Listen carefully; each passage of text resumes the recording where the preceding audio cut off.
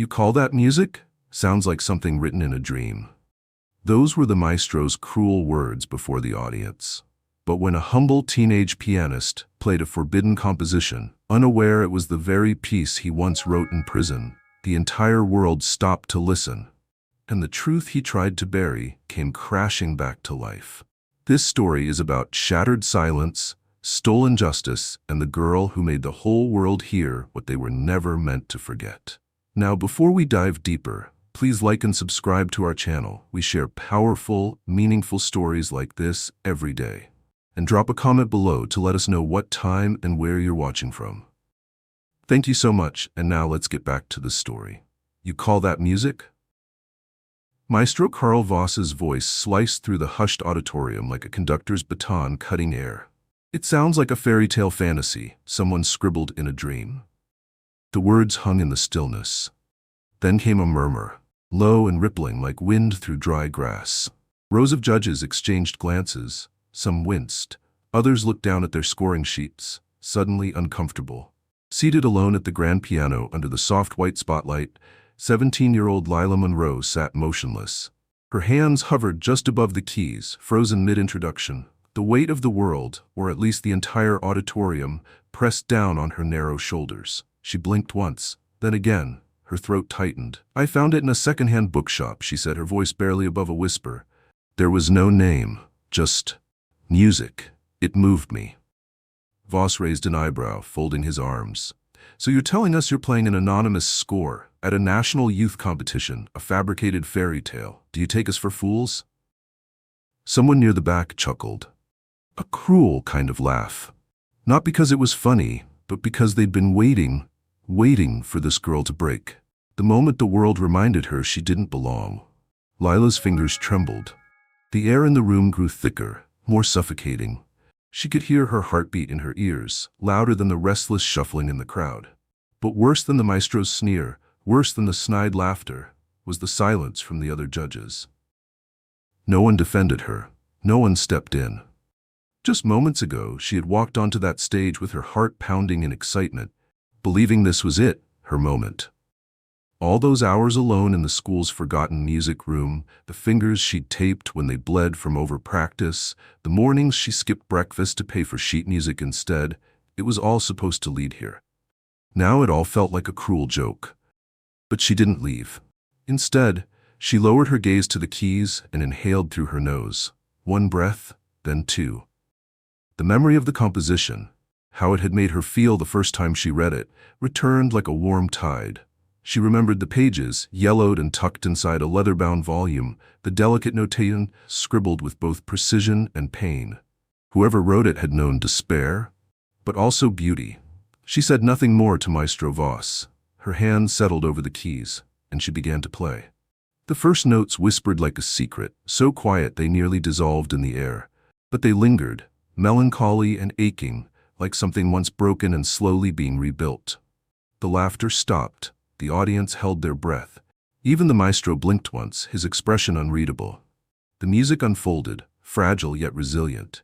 Lila played not to impress, but to remember, to honor. To resurrect something that felt lost and invisible, just like she often did. She didn't see the crowd anymore, or the towering man in the center chair who had tried to dismantle her in front of hundreds. She saw only the moment. The notes flowing through her fingertips, the ache and the hope braided into each phrase. And she remembered the man in the bookstore. "Take it," he had said with a strange urgency, pressing the leather-bound book into her hands. "No charge. But read it slowly." At the time, she'd thought he was just a kind old man with too many books. Now, that exchange felt weighted with something else, as if fate had handed her something sacred, fragile, and forgotten. But that memory faded as she neared the heart of the piece. Her right hand lifted into a fluttering arpeggio, while the left built a soft cascade beneath it, a waterfall of broken light and subtle longing. A hush fell over the entire concert hall, thick with reverence. It wasn't perfection she offered. It was something more raw, more bruised and human. She reached the crescendo, and in that moment, even Maestro Voss shifted in his chair. Not much, but enough. Enough to notice, enough for his fingers to twitch and his eyes to narrow. The tiniest crack appeared in the glacier of his composure. She finished the final note, letting it echo suspended before it dissolved into silence. No one clapped. Not at first. It wasn't that they didn't want to. It was because they couldn't. Not yet. Not while the air still carried the ghost of the melody. Not while the emotions she'd poured into that music hadn't yet landed inside them. She bowed her head and stood. For a long, breathless second, Lila wasn't sure if what she saw in their silence was awe or apathy. And then, applause broke out, loud, unrestrained, a wave crashing onto the shore. Some stood, some cried. Even the judges who had been silent before now whispered to each other in disbelief, scribbling notes with sudden purpose. But Lila didn't smile. She looked only at Voss. He had not clapped, he had not spoken. He was staring at the floor, his hands were clenched at his sides, his mouth a thin line. Then quietly, without warning, he stood. His chair scraped the wooden platform loudly as it toppled. The applause dimmed. All eyes followed him as he walked, not rushed, not angry, but distant. As if the sound of that melody had shattered a shell he'd built over years, and now he didn't know how to stay. He disappeared through the side curtain. The door clicked behind him. Lila stared after him. For a moment she thought her knees might give. She'd done something wrong. He hated it. He hated her. She rushed off stage as another performer was called. But the music director scrambled after her. "Wait," the woman said, breathless. "What did you say the piece was called again?" I don't know. There's no title," Lila replied, confused. The woman frowned. "And where did you find it?" "In a bookstore near the station, a few blocks from campus." The woman's face turned pale. "That's not possible?" "What's not?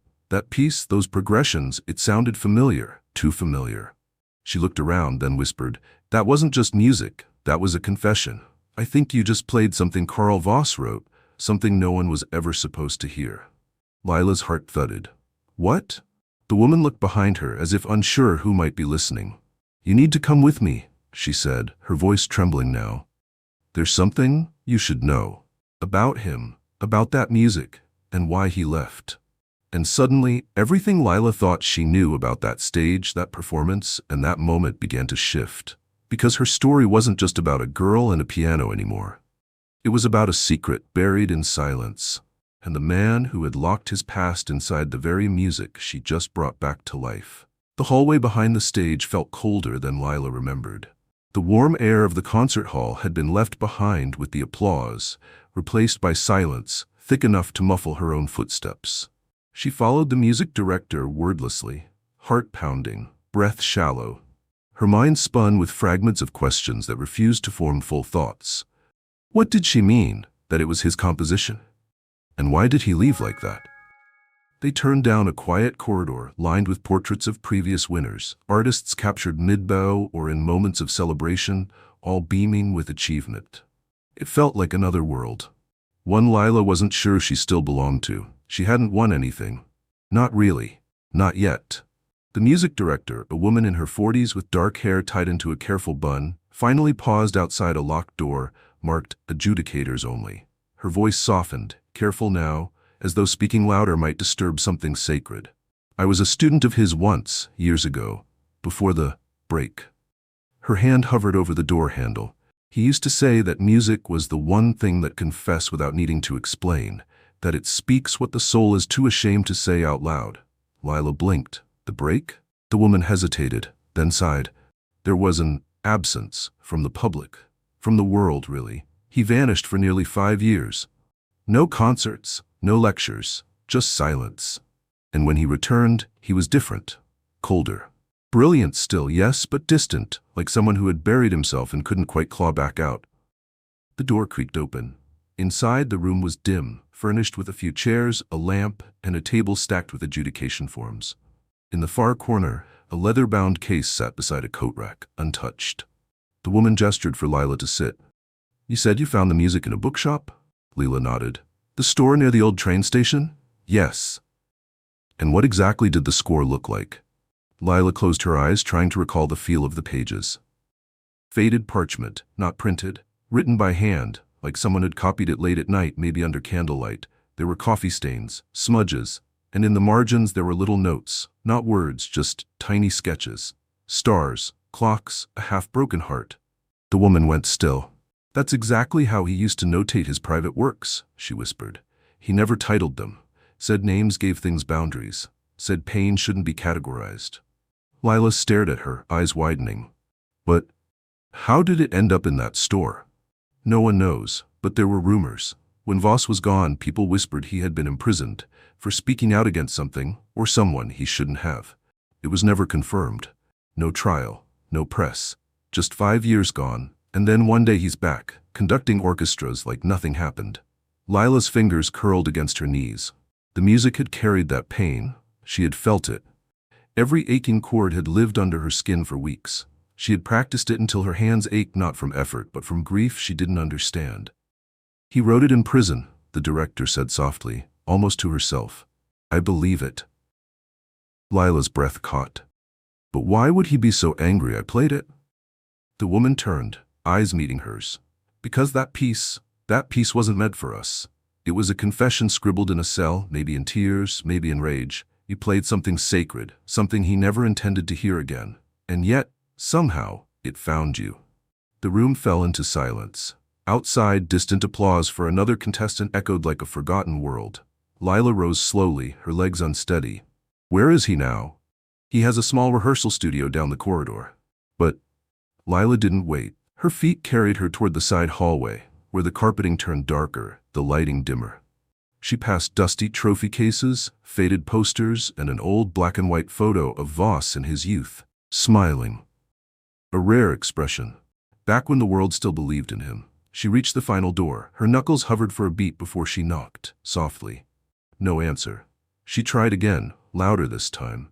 Then the door creaked open. The room inside was lit only by a single floor lamp, casting long shadows across the worn-out baby grand piano in the center.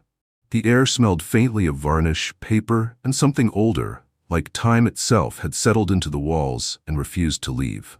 Maestro Voss sat at the piano, hunched slightly, his long fingers gently resting on the keys as if they might burn him. His coat had been removed, revealing a black shirt rolled to the elbows. His silver hair looked more unruly than it had earlier, like he'd run his hands through it in frustration. He didn't look up. I shouldn't have left, Lila said quietly. His hands twitched, but he still didn't turn. You didn't play it wrong, he murmured. You played it too right. His voice was hoarse now, like it had been dragged through gravel. I found it by accident, she said. I didn't know it was yours. I buried it. I thought I buried him. That version of me. Lila stepped closer. Why? Because that man wasn't someone to be proud of, Voss said, the keys beneath his hands pressing softly, though no sound emerged. He was angry, lost, alone. He wrote music not to be performed, but to stay sane. Each note was a scream into the void, a confession without a priest, and hearing it again, in your hands, it was like being dragged back into the fire. His shoulders trembled slightly and his voice cracked. You tore it open again, and somehow you made it beautiful. Lila's chest ached. I didn't mean to hurt you, he laughed, a dry, sad sound. You didn't. You reminded me I'm still human. The silence that followed was full, not empty, like a pause that mattered more than the words before or after. Lila approached the bench. I want to understand what happened to you. Voss looked at her finally, and his eyes, those cold, storm-gray eyes, were no longer judging. They were haunted, raw. You wouldn't believe it if I told you. Try me. He stared at her a moment longer, then rose from the bench. He moved to a shelf tucked against the wall and pulled down a weathered, leather-bound notebook. Pages peeked from the edges, some torn, some burned at the corners. I wrote it all here, he said. What happened, what I saw, what I couldn't say out loud. I never thought anyone would read it. But maybe you should. Lila reached out and accepted the book. It was heavy, not with weight, but with memory. You played my most painful memory, he whispered, and somehow made it sound like healing. And just like that, the gap between them, the maestro and the girl, the legend and the dreamer, wasn't so wide anymore. Because the music had already done what words could never finish. The notebook was warm from his hands. Lila sat in the corner of the dim rehearsal room, the lamp casting a golden halo over the frayed edges of the leather. The silence between her and Voss was no longer strained. It had taken on a strange stillness, like two travelers caught in the same storm, finally finding shelter, but unsure if they were meant to weather it together. Her fingers hesitated at the cover. He watched her from across the room, arms crossed loosely, eyes unreadable.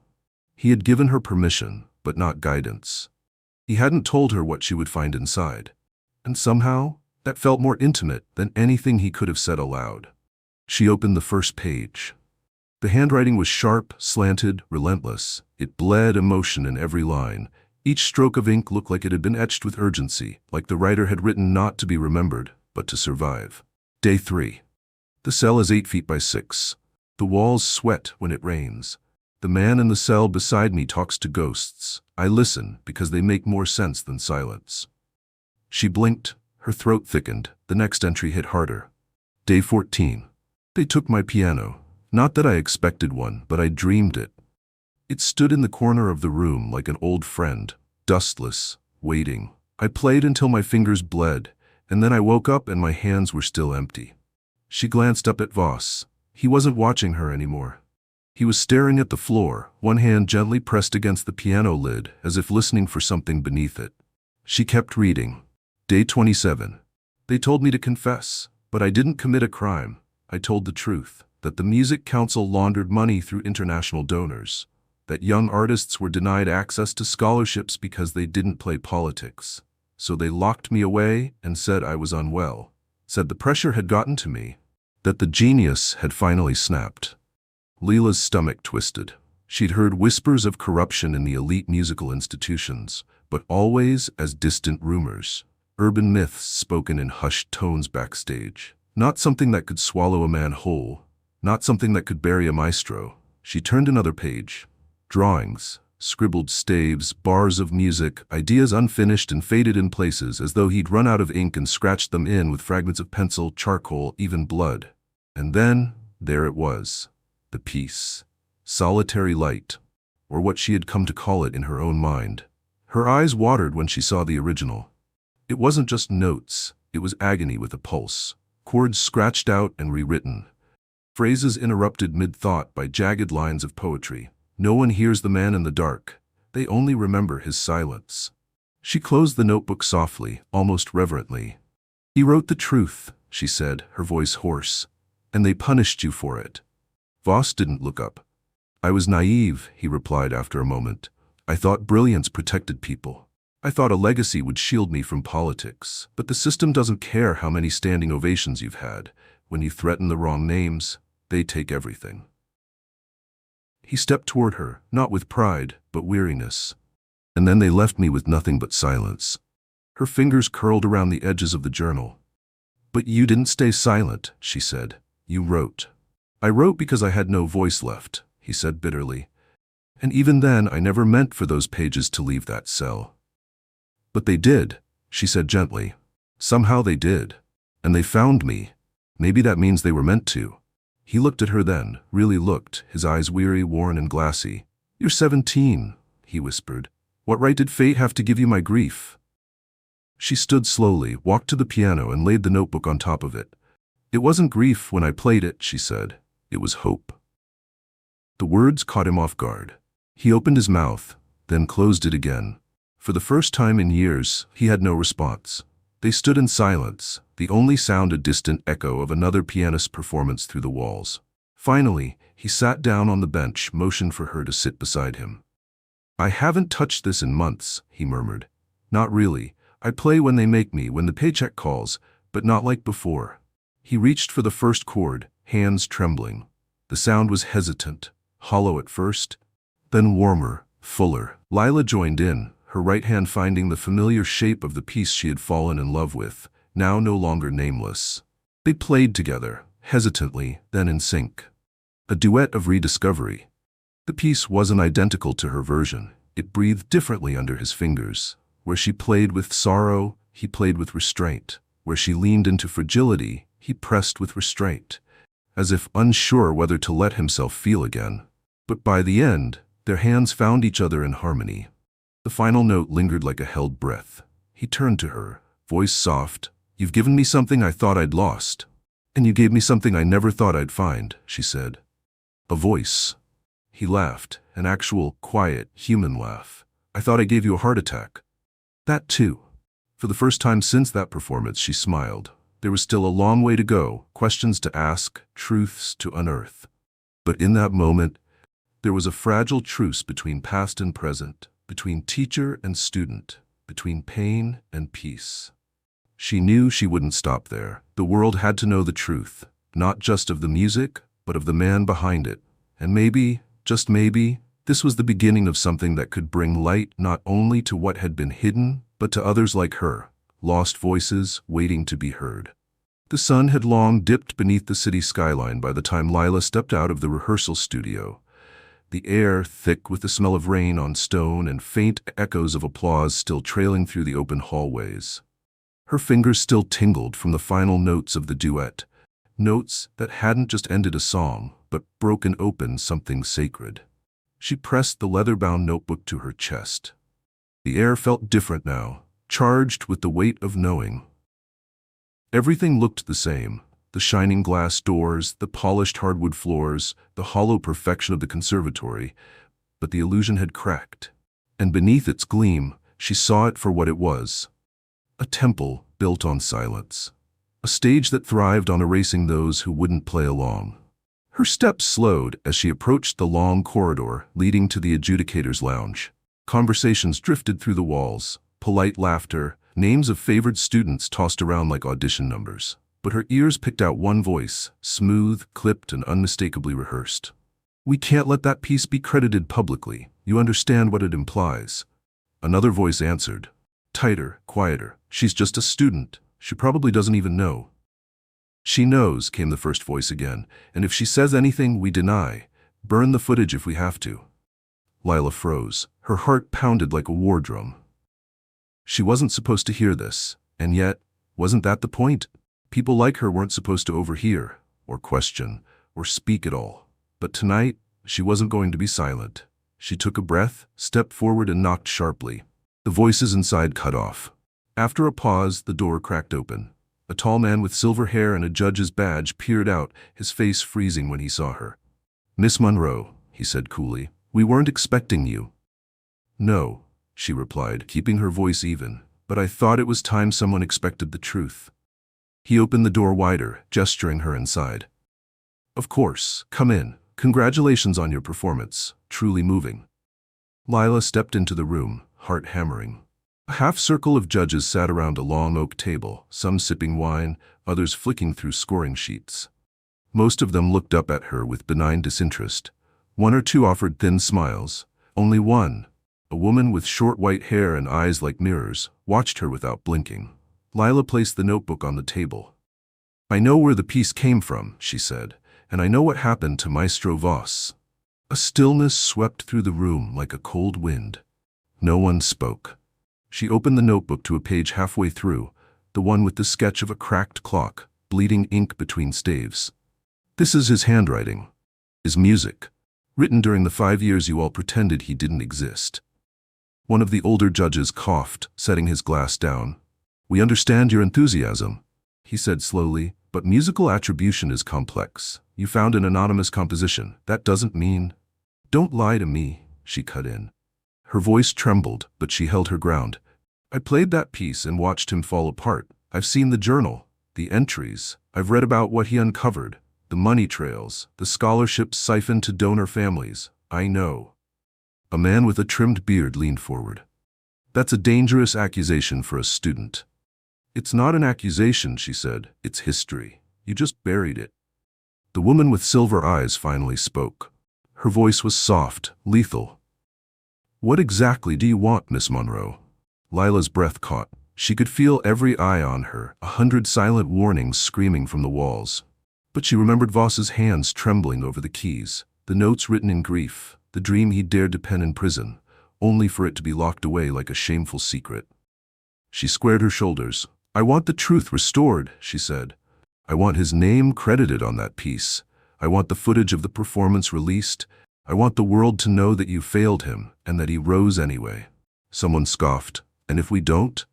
She lifted her chin. "Then I go to the press. I have the journal. I have his statement.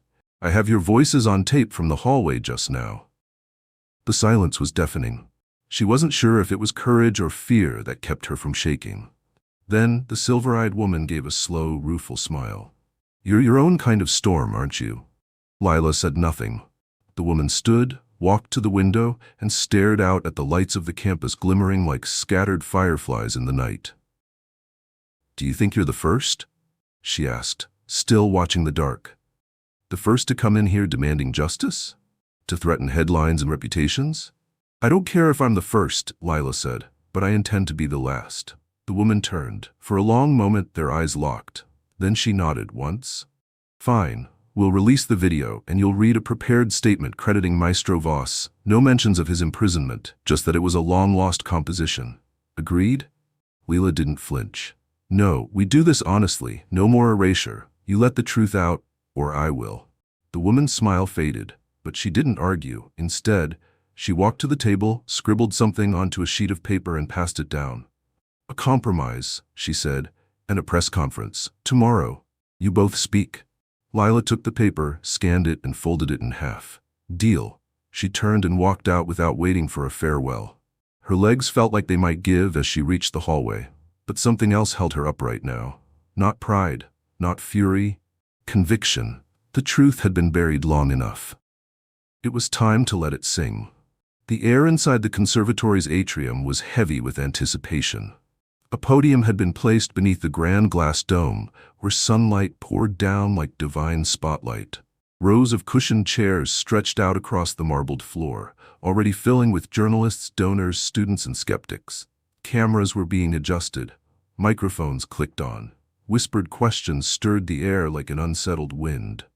Lila stood at the side of the stage, her hands clasped tightly in front of her dress, trying to anchor her breath in the center of her chest. The dress wasn't new. In fact, it was the same one she'd worn to her first piano recital at 12 years old, just a few inches shorter now. It didn't matter. It reminded her who she was before the world tried to make her smaller. She glanced toward the far hallway. He still hadn't arrived. She wasn't surprised. Part of her feared he wouldn't. Karl Voss hadn't stood before a camera in years. Not without a script, not without a mask. And this time, he'd be standing unarmored. The crowd continued to gather. Whispers danced like ghosts. "Isn't she the girl who played the mystery piece? I heard it was composed by someone in prison. Rumor is Voss wrote it. Isn't he that disgraced conductor from Munich?" She tried not to listen. But words had a way of piercing even the thickest skin when they carried just enough truth. Then she heard the door open behind her, and everything stilled. Karl Voss entered the hall with no escort. No entourage. Just a black overcoat and a face stripped of performance. He moved with a quiet, almost ghost-like grace, as if the weight of this moment pressed on his bones with every step. Lila's breath caught. He saw her and paused. For a moment, neither spoke. Then, she gave him the smallest nod, and he walked the last few steps beside her. "You don't have to do this," she whispered. "I can speak alone." His eyes flickered to her. Gray, solemn, and unshaking. "I've lived with silence long enough," he said softly. "If you were brave enough to find my voice, then I should be brave enough to use it." The MC took the stage, tapping the mic. "Ladies and gentlemen, thank you for joining us. We're here to honor a remarkable performance and to acknowledge the composer behind a piece that moved the world, and one student who risked everything to bring it to light." Lila's name was called. She stepped forward slowly, the notebook held in her hands. For a moment she stood there, the sunlight painting her shoulders gold, the hall utterly quiet. "I didn't come here to win," she said, voice clear, though the tremble beneath it wove through every word. "I came because I found something. Something beautiful, something broken, something true. I didn't know whose voice it was, but I knew it had been silenced." She opened the notebook. The worn leather cracked softly beneath her fingers. "This music," she continued, "was written not in a palace, but in a prison. Not by a prodigy on stage, but by a man left in the dark. And yet, through all of that, it survived. It made its way to a secondhand shop, to my hands, to this piano." She looked to Voss, to him. The crowd turned. Voss stood slowly, his shadow long behind him as he walked to the mic. There was a pause, a weighty, intimate silence, as he adjusted the stand. Then he looked out and began. "I once believed music was immortal," he said. "That if you composed with truth, if you played with soul, the world would hear you, no matter who tried to stop it. But I was wrong. He let the words sit. In my younger years, I uncovered something I wasn't meant to see. Corruption hidden behind sheet music, lives destroyed behind velvet curtains. And when I spoke, they didn't take my voice. They took my stage, my name, my freedom. A murmur moved through the audience. I was labeled unstable, quietly removed, no trial, just 5 years of disappearance and a return marked by shadows. During that time I wrote, not to be heard, but to stay alive. His hand brushed the edge of the notebook. I called it solitary light. I never meant for it to be played. And yet, this girl, he turned, this brilliant, reckless, fearless girl, she found it, and through her hands I heard myself again. He swallowed. You don't know what that does to a man, to hear himself after forgetting the sound of his own soul. A tear slipped down his cheek. He didn't wipe it. I am Karl Voss, and yes, I wrote that music, and I lost everything because of it, but thanks to her I found something more important than legacy. I found grace. The room rose into a thunder of applause, not polite but raw, rising, erupting. Lila's chest ached with the force of it, and when she looked at Voss again, she saw something she hadn't seen before. Peace, not joy, not triumph, but peace. Later that day, the video of the speech was streamed online. Within hours, it went viral. People from all over the world commented. Some remembered Voss from childhood albums. Others had never heard of him, but now cried listening to Solitary Light. Musicians called it a lost masterpiece. Survivors called it a hymn, and Lila, the girl who had been mocked for daring to play something without a name, was suddenly at the center of something bigger than music. She was the echo of a silence that had refused to die. That night, as the conservatory emptied, Voss found her again, this time outside, beneath the stars. They're offering you a scholarship, he said. She turned. I didn't do it for that. I know, that's why you deserve it. She smiled faintly. They're asking me to teach again, he added. This time, without a muzzle. There was a pause.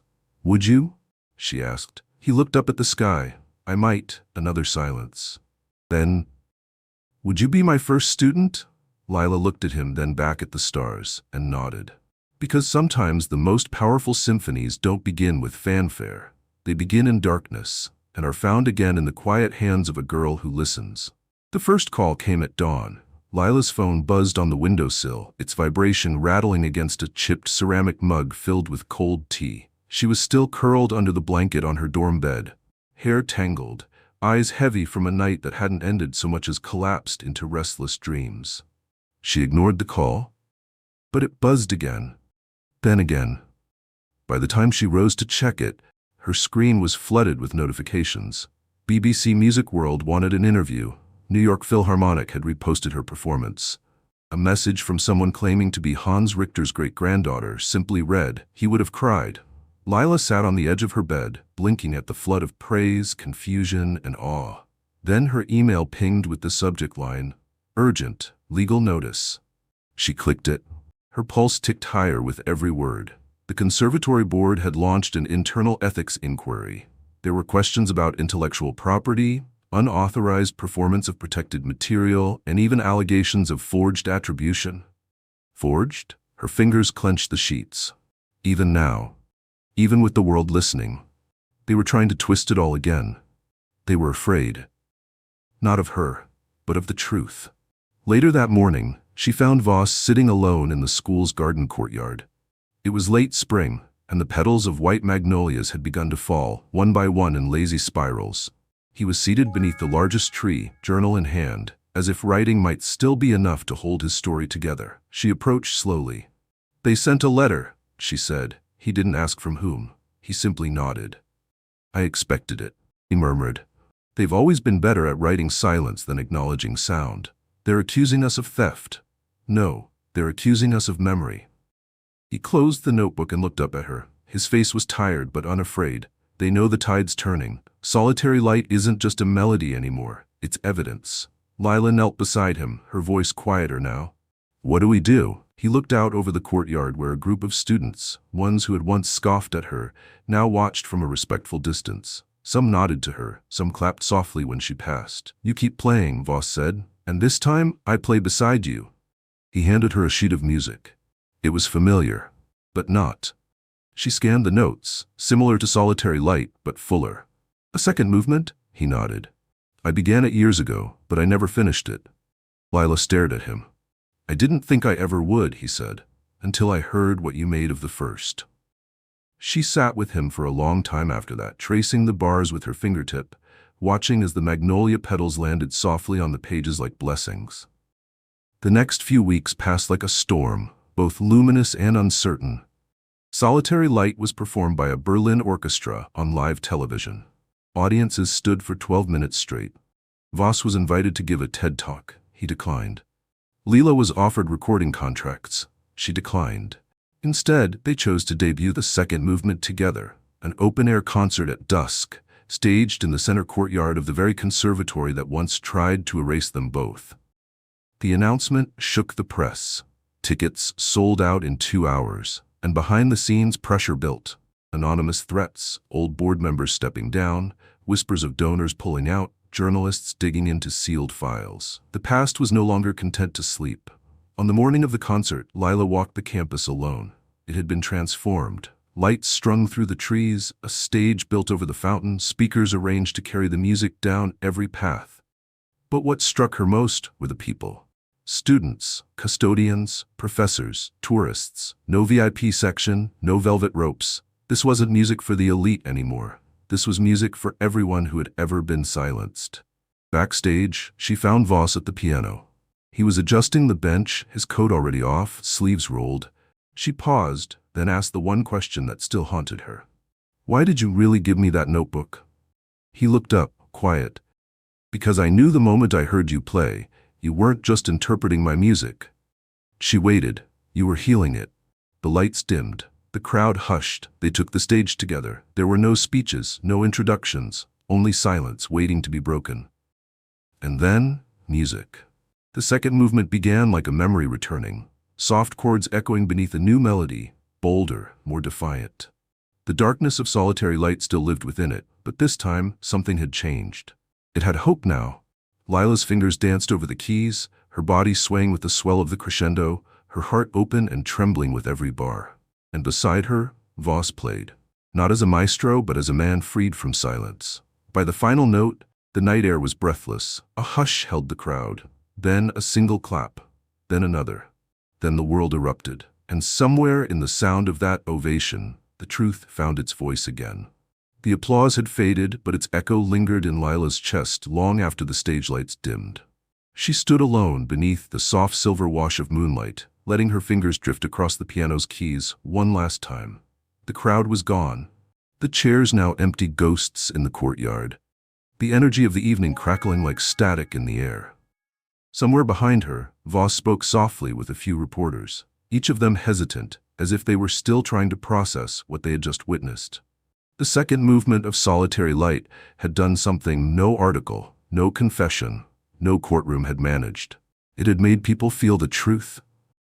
But not everyone was pleased.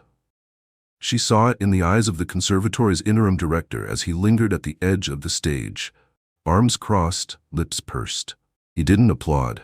He didn't speak. And when he turned and vanished into the shadows of the building, she felt the cold edge of something tighten in her chest. The silence hadn't given up yet. The next morning, it came in the form of a polished manila envelope slid beneath her door. No sender. No return address. She opened it on her bed, the early sun spilling gold across the pages. Inside was a formal letter bearing the conservatory's crest. You are hereby notified that your student status is under review pending academic violations, unauthorized performance activity, and misuse of private institutional property. Lila froze. It didn't even pretend to be subtle. She was being erased. Again, her hands shook as she read the rest. A demand for a formal hearing. An implication that she had coerced Maestro Voss during a period of psychological fragility. A clause that stated she had breached intellectual boundaries and ethical agreements, despite the fact that Solitary Light had never been registered or claimed, until now. She knew who wrote this. Not a person, a machine, an institution built to protect itself. She left her room with the letter in hand, storming across the courtyard with fire in her lungs.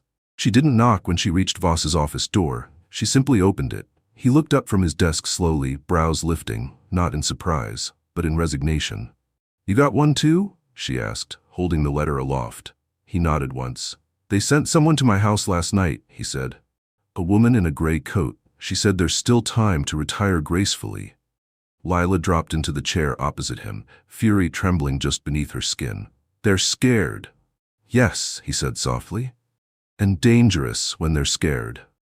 She sat back, eyes burning. They think they can still win. He tapped a sheet of paper in front of him. They're trying to rewrite the ending. For a long moment, the room fell quiet. Then Lila said something she hadn't said since the beginning. I want to find out what really happened. All of it. Voss looked up. You've already seen it. No, she said. I've seen your grief, I've seen your music, but I haven't seen what they tried to bury. There's a difference. He leaned back, folding his arms. They locked away the council meeting transcripts, the scholarship funds, the audits. It was all buried in sealed files. I tried. Years ago. Maybe you looked in the wrong place, she said. He tilted his head. She stood. Let me try. 2 days later, Lila was in the basement of the city's music archive, beneath a flickering bulb, fingers stained with ink and dust. The archivist, an elderly man with the patience of stone, had allowed her only 3 hours with the private ledger logs from the conservatory's grant disbursement fund. Years 2006 to 2011. It was a needle in a forest of haystacks. But she had something no one else had. Voss's memory. She remembered the words he'd murmured once, almost absently, when speaking about the man who had once served as treasurer of the music council. He hid things in the notes, always numbers that didn't quite add up. Like he thought no one would dare to question someone in a tuxedo. So she questioned. She read every margin, every strange round number. And then she saw it. Line item. Outreach piano scholarship dispersed to L. Ferris, age 15, Denver. L. Ferris was a real student. She remembered him. He was gifted, but he never made it to the conservatory, because as it turned out, that same grant number was listed again the following year, under a different name. A donor's daughter. A woman now sitting on the conservatory's board. Lila's blood turned cold. She traced the paper trail with growing certainty, her hands trembling as she pulled out folder after folder. By the time the archivist returned to tell her time was up, she had enough copies to make a binder crack in half. She left the building shaking, rain streaking down the marble steps, wind slapping the papers against her chest. But in her eyes burned something fierce. She had proof.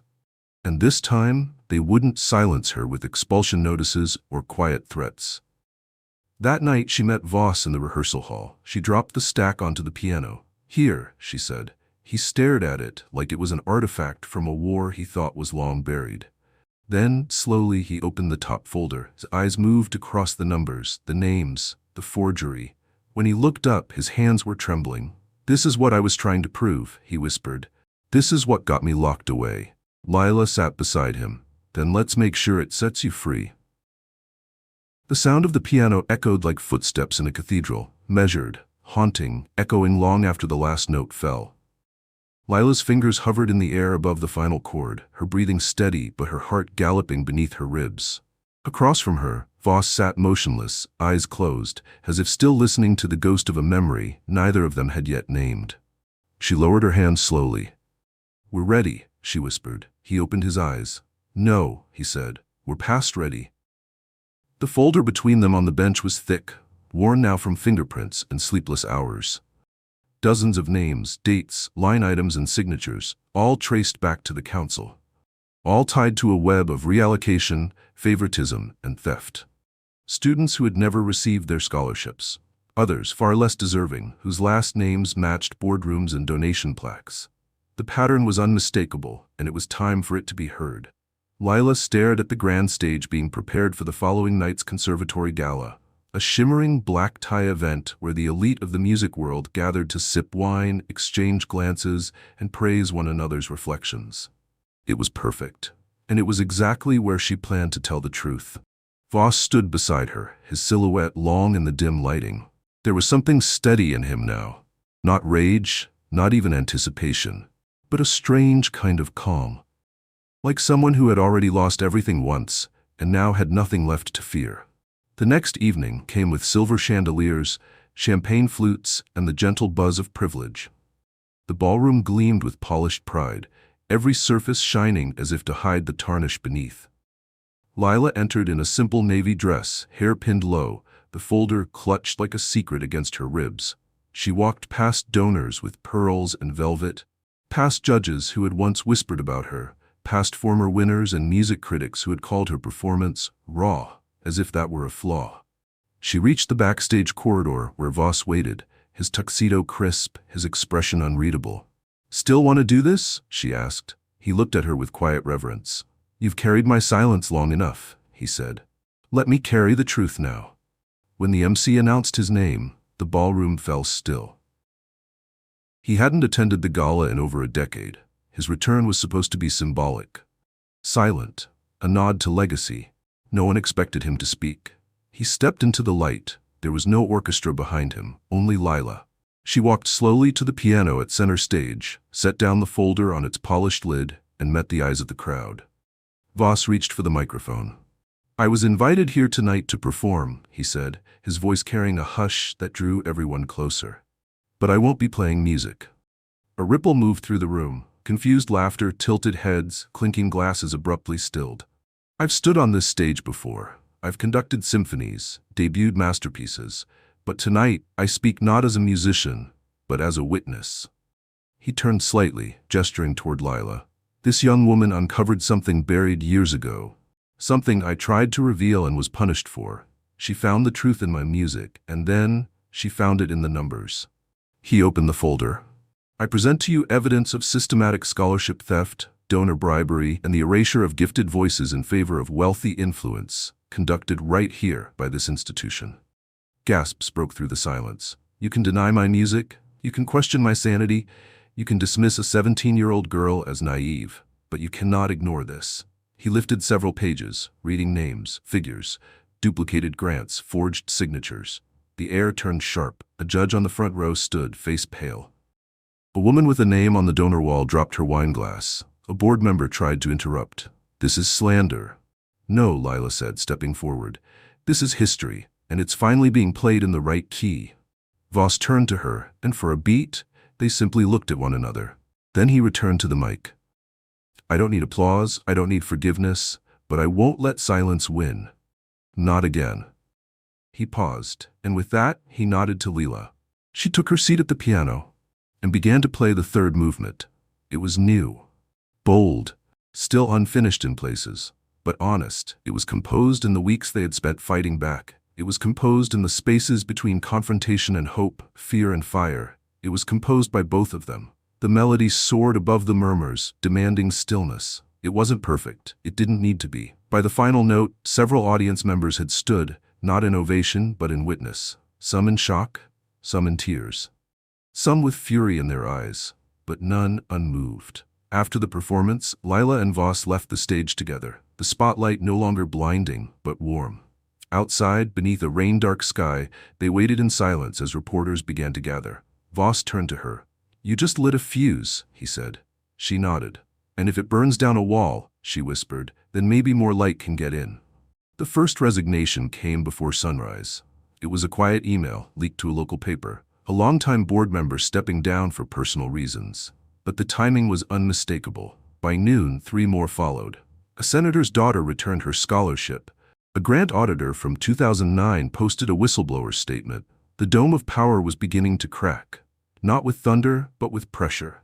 Constant, relentless, real. Lila watched it all unfold from the corner of Voss's living room, curled in an old leather chair with a blanket wrapped tight around her shoulders. The television flashed headlines: "Voss speaks out," "Truth behind solitary light," "Conservatory under investigation." The world had begun listening, and still, she didn't feel safe. It wasn't paranoia. It was instinct. The kind of instinct that comes when you've been ignored long enough to recognize the silence before a scream. Voss entered the room holding 2 cups of coffee. One of them was chipped, the handle repaired with a gold adhesive she recognized from Japanese kintsugi, a method of making broken things beautiful. He handed it to her. She held it carefully, fingers warming. "I thought truth would feel cleaner," she murmured. He sat beside her, exhaling slowly.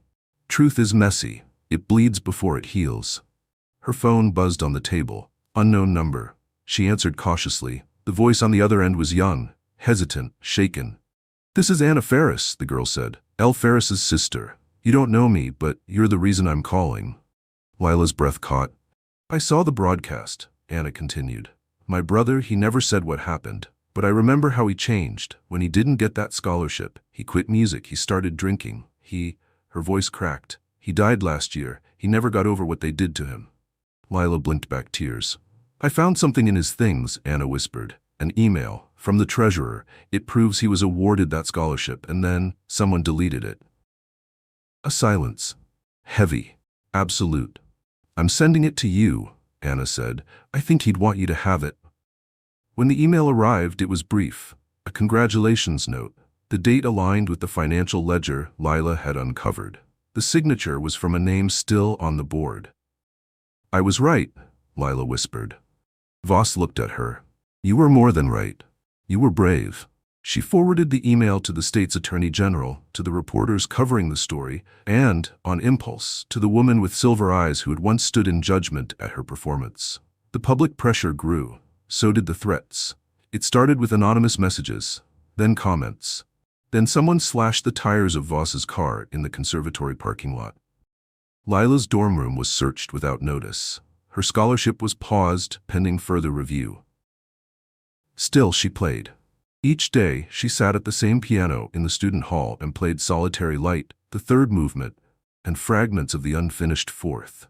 Not for performance, not for applause, but for remembrance. Because when the world tries to bury something, playing it aloud becomes rebellion.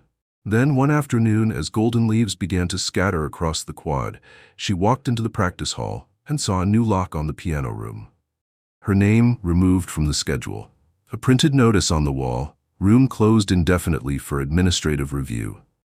She turned and ran, not to her dorm, not to the press, to Voss. But when she arrived at his home, something felt wrong. His door was ajar. She stepped inside. "Maestro?" Silence. The living room was undisturbed, but the journal, his journal, was missing from the piano bench. So was his coat. The gold-repaired cup sat empty on the table, steam still rising from it. Lila turned in a slow circle, her skin crawling. Then her phone buzzed. Blocked number. She answered. The voice was unfamiliar, but calm. "You've done enough," it said. "He'll be fine if you stop. This is bigger than you, Miss Monroe. Bigger than your little stage justice. Let it go, or we let go of him." Click. She stood frozen, the phone still pressed to her ear, a single tremor running from the base of her neck to the bottom of her spine. They had taken him. Not vanished, not arrested, taken. For a man already disappeared once, the silence would be easy to repeat. Unless, she took a breath and walked toward his desk. There, hidden under sheet music, was the flash drive. She had seen him save to it before, muttered about keeping backups in the event of piano arson. She plugged it into her laptop, hands trembling. Files appeared. Notes, audio recordings, drafts of the fourth movement, and one folder labeled Prelude to Truth. Inside were scanned documents, names, memos, voice memos, his voice carefully detailing his memories from the years they tried to erase. She opened one and listened. "If you're hearing this, it means I trusted you to carry what I couldn't anymore. This isn't just about music. It's about dignity, about what we silence to survive. I'm not asking you to fight. I'm asking you to finish the song." She copied every file. Then she stood and began to plan. Not quietly, not in fear, but with the clarity of someone who has seen what happens when truth is silenced and refuses to let it happen again. The auditorium had never been so quiet. Hundreds of people sat beneath the vaulted ceiling of the conservatory's grand hall, the very one where Lila had once been laughed at for daring to play an untitled piece. Now the stage was set not for a concert, but for a reckoning. A live stream camera blinked red at the edge of the stage. Journalists filled the front rows. Students, faculty, and former judges sat beside former critics. The board had issued a statement. Miss Monroe has been granted one final opportunity to present her findings in the interest of transparency. The sentence dripped with condescension. They still believed she'd falter.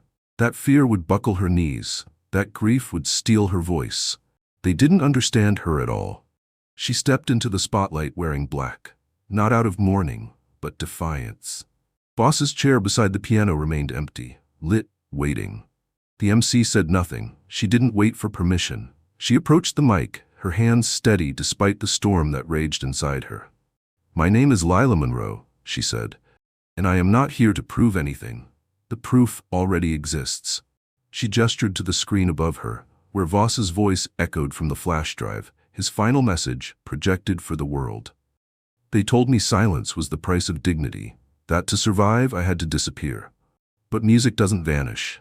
Not really. It lingers in the hands of those who remember. And tonight, I remember." The audience sat stunned. Lila stepped back to the piano. Before he vanished, Maestro Voss finished the last movement. He never got to play it. "So tonight I will." The stage lights dimmed. Only the piano remained lit. She placed her fingers on the keys and began. The fourth movement was unlike anything they had heard before. It didn't whisper, it roared. It rose from the depths of despair and climbed like a prayer, bruised but never broken. Echoes of solitary light threaded through it, familiar melodies transformed by new fire. The piece swelled with memory and resistance. Notes of hope, yes, but also fury and freedom. Each chord was a declaration, each pause a breath stolen back. By the time she reached the crescendo, tears blurred her vision, but her hands didn't falter. And when the final note fell, silence swept the room, not empty but full. A silence that listened. Then, thunder. Applause exploded like a dam breaking. Some stood, some wept. And somewhere in the middle row, a woman whispered through tears, "They can't unhear it now." As the ovation rose, Lila stood and bowed, but her eyes were fixed on the empty chair beside her. Then a sound. A door opening at the far end of the hall, and a figure, tall, gaunt but walking, entered. Karl Voss, alive, bruised but not broken. The crowd gasped. Lila froze. He walked toward her slowly, then paused beside the piano. "You finished it," he whispered. "I had help," she replied, eyes glassy. He took her hand, and together they bowed.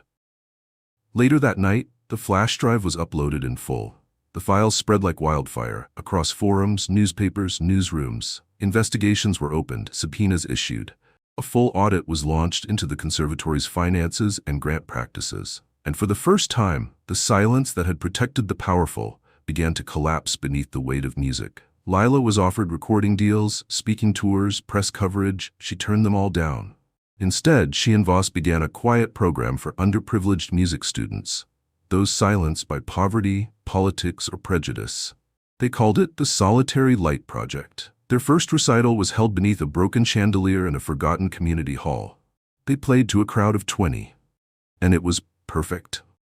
Because sometimes the most extraordinary revolutions don't start with noise.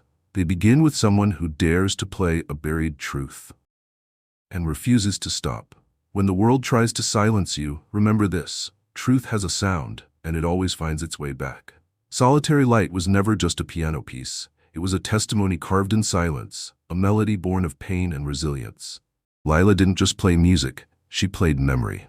And in doing so, she proved that one voice, no matter how young or doubted, can unearth what the powerful try to bury. This story reminds us that courage isn't always loud. It's often a quiet decision made in dark rooms, behind locked doors when no one is watching. It's choosing to rise when it's easier to disappear.